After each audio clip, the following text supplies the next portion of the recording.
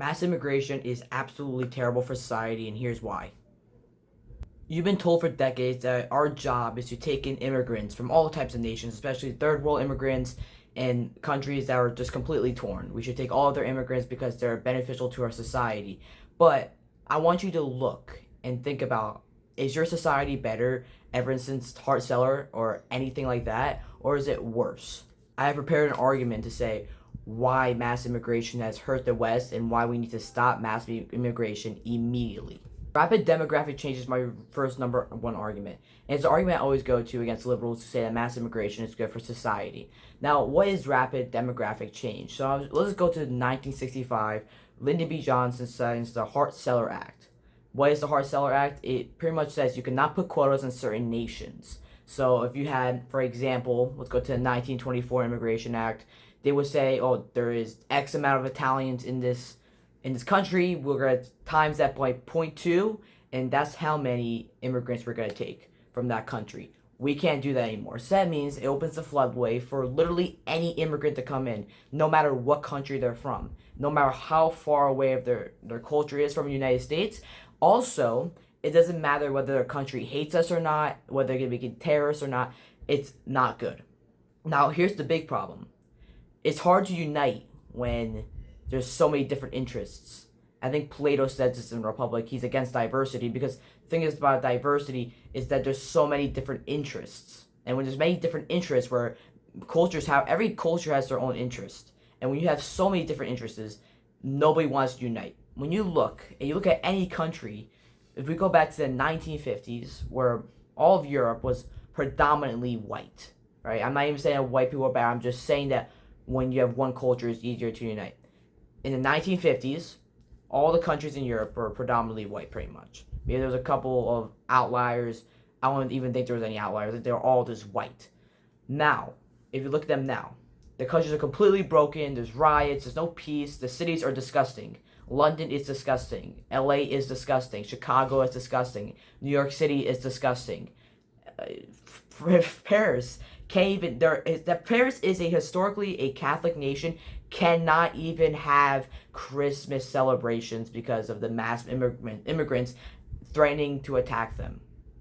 That's the problem we have here. When you take in immigrants who are not closer to your culture, especially when non-white nations are not closer to your culture. For example, Europe is still predominantly white, maybe not as much as it was, but if we take immigrants from white nations, they are usually closer to our culture and they will assimilate faster. For example, the Italian immigrants always assimilate faster, they always assimilated. Same with any European nation that we took immigrants from, they always assimilated fast. And our country was not hospitable to them. We're actually more hospitable to immigrants, but we're not hospitable to those immigrants. And those guys actually assimilated compared to them. And so I would say is that taking these immigrants is detrimental to our society because when you have many different interests, it leads to no unity. And then they think that's an important thing for our country is to be united. And a country that is not united will fall, will always fall. Rome is the best example. The greatest empire, unless you count America as the empire, I think America's empire. And America is the best empire that ever exists. But if you look at the Roman Empire is probably the most influential empire in the world ever to exist. And they fell because there's so many different cultures not uniting. For example, you had the North African part they owned. You had the Israel part, the more Middle Eastern part, and then you had the European part. And no culture wanted to unite with Rome. And therefore, Rome was just fighting all these rebellions to the point where it just collapsed because nobody wanted to unite. You look at any great empire, what usually causes the end is massive rebellions, and that's because so many different cultures do not want to adhere to a different culture's rulers or a different culture. They just want that culture to be the culture. If you look at the immigrants we take from the Middle East, the Muslim nations, they want Islam to infiltrate here, but they don't know America has been a Christian country for all of its history, and they want Islam and Islamic culture and Sharia law here.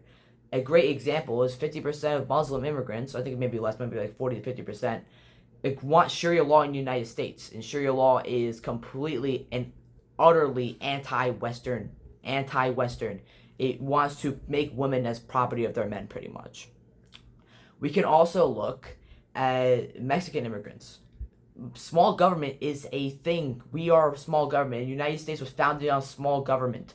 Okay, you look at any American philosopher or any founding father or any philosopher that like contributed to the society of America, all believed in small government. All believed. Thomas Paine, when you read his Common Senses book, literally says this. It says that government is a necessary evil, and he wants to keep it small. You can read it. You can fact check me. I'll put it on the screen. He wants it small. Mexican immigrants, I think the first generation Mexican immigrants, 80% of them want big government. When you get to the second generation, it's only 60%. When you get to the third generation, it's only 50%. So we're waiting 3 generations for these guys not to even be fully assimilated. And that's where we take most of our immigration from. And we take almost no immigration from white nations. And so that's the thing. It's actually a big problem to our country. When these people are not assimilating, when they're not joining to American culture, when they're saying that they rather have gun control, right? They rather have gun control over gun rights. Well, gun rights is what America was founded on. We had gun rights here. But they don't care because what happens when you come to a different country, a lot of these guys just want their culture to beat all the United States. And this is not even just, I can show you anecdotal evidence of this. Another thing is, predominantly white nations have always performed the best. Right? Here's the thing. I'm not saying whites are superior. Of course not. They're not. They're not superior. But here's the thing. White people, right, have a homeland here.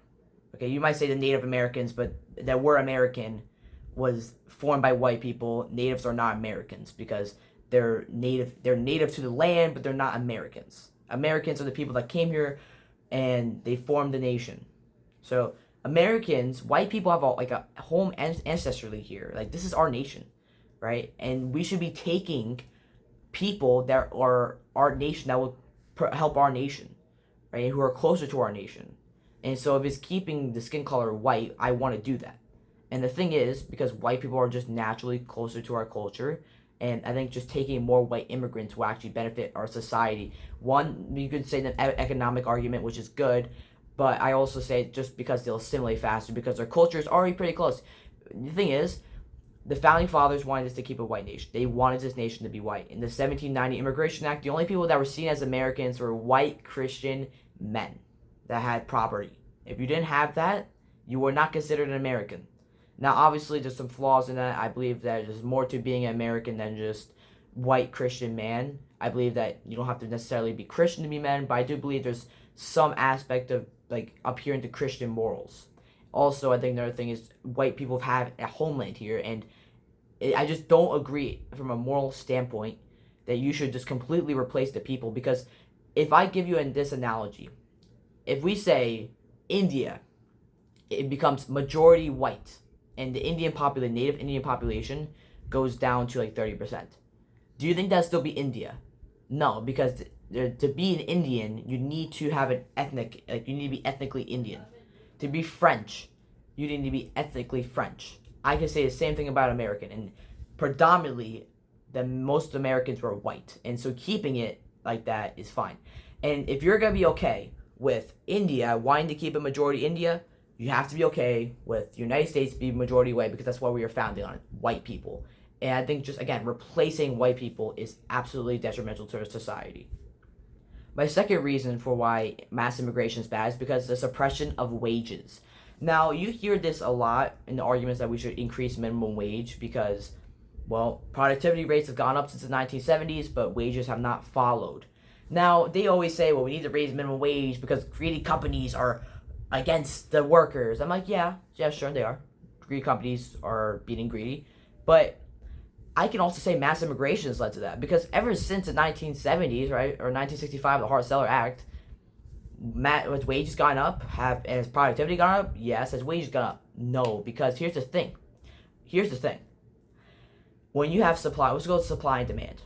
The supply is a lot. I mean, when you take in mass immigration, there's a lot of supply for a lot of sectors. Right? You can go to agriculture, farm, construction, stuff like that. There's a lot of supply. The demand is not skyrocketed. The demand gradually goes up, but not at the same rate as the supply. So what happens is the price go up a little bit, and that's what we see in wages. It's gone up, but does it skyrocket like you guys want? No. Why? Because we have so much supply of labor. And so the thing is, we're complaining that the wages haven't gone up since the 1970s, but when we're taking in the most immigrants since the 1965, wages have not gone up with productivity. Maybe there's a solution. Maybe the solution is cutting on immigration so American workers can get jobs for higher pay. Here's the thing. If you cut immigration for the next 10 years and you deport every single illegal immigrant, will there be a reset? Will there be a recession? Yes, of course there'll be a recession. Now, here's the thing. Many economists, and I might say his name wrong, Frederick Hayek, I don't think I said his name right. He said that all a recession is a correction in the economy. Now, this is big. If it's just a correction in the economy, well, we've had this major flaw. And the only way to fix this flaw in this productivity versus wages going up since the 1970s, maybe the only way is to cut on the supply. And the only way to do that is cutting immigration. And there will be a correction in the economy, of course. There will be a recession. I mean, you're losing tons of workers. You're going to be losing 20% of your construction force. But I think it's worth it to get American wages back up again and competing against inflation, competing against productivity. I want Americans to have the highest wages possible. And I don't want Americans coming out of college and realizing, well, there's a high-skilled Indian tech guy who will work for less than me. But he's higher skilled than me because he came from a foreign country stealing my job. That's a problem. And that suppresses wages. Objectively, that suppresses wages. So there's a big problem with this, right? There's a big problem with this. If the only way to stop the suppression of wages, I mean, every study you'll see will show this. They'll say, oh, wages goes up, wages go up. Yeah, wages can still go up. But the thing is, the productivity rate is still higher. It's still higher. So if we want Americans to get the highest wages possible, we need to cut immigration for the next 10, 15 years. So we can just reset this economy, go back to where Americans and the middle class is prospering. Another thing is the middle class doesn't have anything anymore. And if you are if you're watching this and you're a liberal, you are most likely anti-billionaire, anti-big corporation. And sure, I could say I want the billionaires to have less power, right? I don't think it's inherently bad for billionaires to exist. I just think that inherently also they have a lot of power. They have too much power. We need another Theodore Roosevelt right now. So that's besides the point. If you're so anti-big corporation, you're like Bernie Sanders, gone with the oligarch, why are you pro-mass immigration? Why are you pro-taking in any immigrants? Like, here's the thing. If you're so anti-corporation, you would be pro-immigration moratorium. If you know what that is, that means no immigration. You would be okay with that. And you wouldn't be like, wow, we need to let everybody in because we're a nation of immigrants. I'll concede to you that we're a nation of immigrants. It doesn't matter. Our wages are not going up because there's so much supply of wages. There's so much supply of labor that wages will not go up. So maybe you need to just concede on this one. And the only way to bring up wages is to cut immigration in the next 10 years. And you'll see American wages go up. And you won't be big corporations because corporations now have to hire the American worker for more. And then who makes less profits? The corporations. And guess what? You might say, well, there's not enough workers. There's not enough workers. We can't do this. The economy will just crumble. I'm like, no, it won't.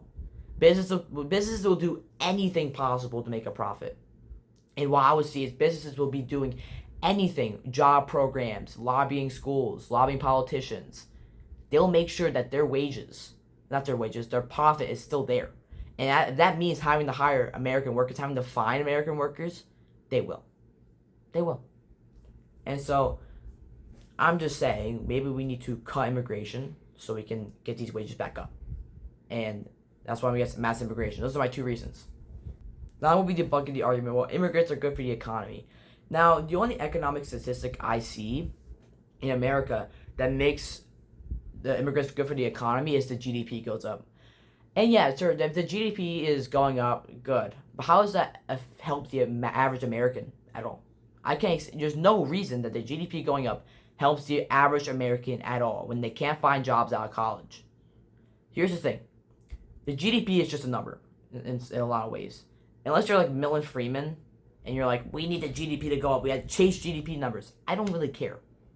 I don't care if the GDP crumbles for a little bit just to get just reset. But if the GDP is staying above 2%, you're fine. We're a developed economy, and if it's growing at 2%, that's fine. That is okay. There's no problem with that. But you shouldn't be chasing GDP. You shouldn't be saying, well, we should take in all of the third world. We should take in Somalians. All of these countries are not even like they don't even deserve to be third world because they're so bad. We should take in these immigrants so we can grow the GDP by 1 to 2%. That is utterly stupid when Americans are losing their jobs, they're losing their value, they are losing their wages are not going up, and they can't even recognize their cities anymore. Is that in any way worth it? Any way? There's no way that's worth it to you. You have to explain to the average American, right, who is seeing their city not look like their city anymore. Think about this. You live in a predominantly white city. Let's say you live in a small suburb, and all of a sudden you have all these people start coming here. You have Somalians, Hispanics, and you don't even recognize your city anymore because all of these cultures have taken over your city. And you're going to tell the average American that's seeing this happening right now that this is worth it? Makes absolutely no sense to me. This is utterly stupid. You shouldn't be saying that. There's more important things than the economy. America is not just an economy. It's a culture. It's a shared morals. It's a shared people. Okay? America is a people, not just an idea. I don't agree to that. America is a people too. It's not just an idea. And to say that we should be okay with these average Americans seeing their city completely change, right? Completely change, just because we want the GDP to grow 1 to 2% extra a year, makes no sense to me. There's more important things. And if the GDP is growing slower, I don't care. I want to keep my country. I want to keep the country where it was in the 1950s.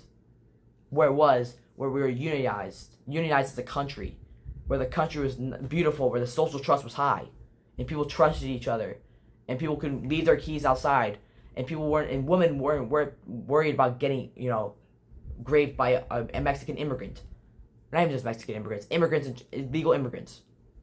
We shouldn't have to worry about that. Okay, we shouldn't have to worry about that. But we want to take in the whole third world. That's what happens. Look at. I just want you to think about this. Look at their crime statistics. Look at them. Look at their rape statistics. Come on. A lot of these third world countries, you're seeing them. You're seeing their statistics, and you want to take in more of that culture where they couldn't even build a country themselves? You want to take in more of that?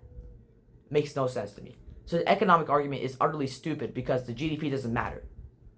And also, you can contribute to prices going up because think about this: housing. We have a lot of housing regulations in the United States, and prices will ultimately go up because when you bring in the third world and you bring this mass immigration, well, what will happen? Well, there's a lot more demand and not enough supply to keep up because they can't keep up with the supply. You want to take over all these forests and you want to take over all this environment. Well, guess what? You're going to have to do that either to keep the prices down or you let the prices skyrocket. That's why you saw this complete and utter boom of prices going up under Joe Biden because he took in all the third world. So it doesn't make any sense, right? You cannot take in this massive immigration and expect prices to stay down because they won't. And so the economic argument is utterly stupid, and there's no other good reason to take in mass immigration.